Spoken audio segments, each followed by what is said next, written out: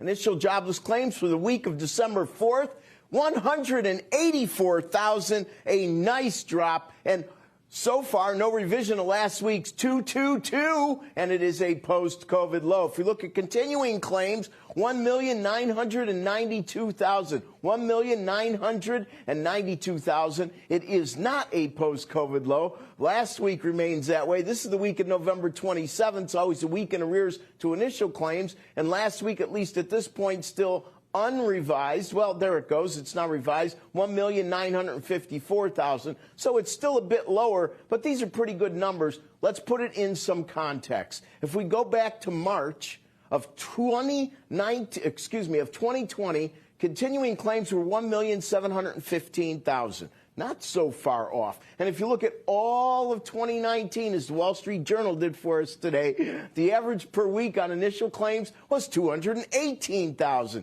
So we are definitely getting in the right zone for these numbers. And maybe the most important issue is it's not so much about claims. It's more about employers are certainly reticent to let any employees go, considering we have basically a deficit of workers to put in those slots that remain open and can't find people to fill. This is a huge dynamic, but I would caution, this isn't a dynamic of the United States. It's a dynamic globally.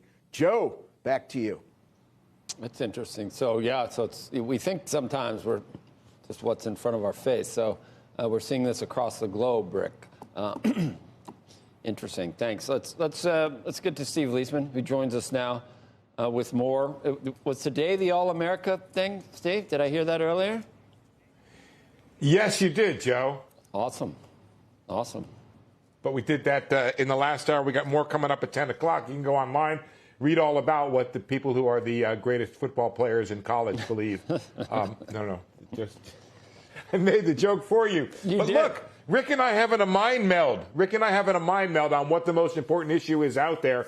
This 184 is a big number. I don't think there's – a couple weeks ago you had a bunch of seasonal stuff that was in there that made people a little worried when it went back up, said it was going to come back down. It did. So I don't know if we're seeing a little bit of payback on that. But this is an unbelievably low number, and it's very important. And what it points to is tomorrow, guys, we have a big inflation report. And, well, what spooked the Fed? I think the wages and how tight the labor market is spooked the Fed. And you also have coming housing inflation. Take a very quick look, if you could, guys, at the JOLT survey from yesterday. We don't get to talk about that a lot because it happens at 10 o'clock.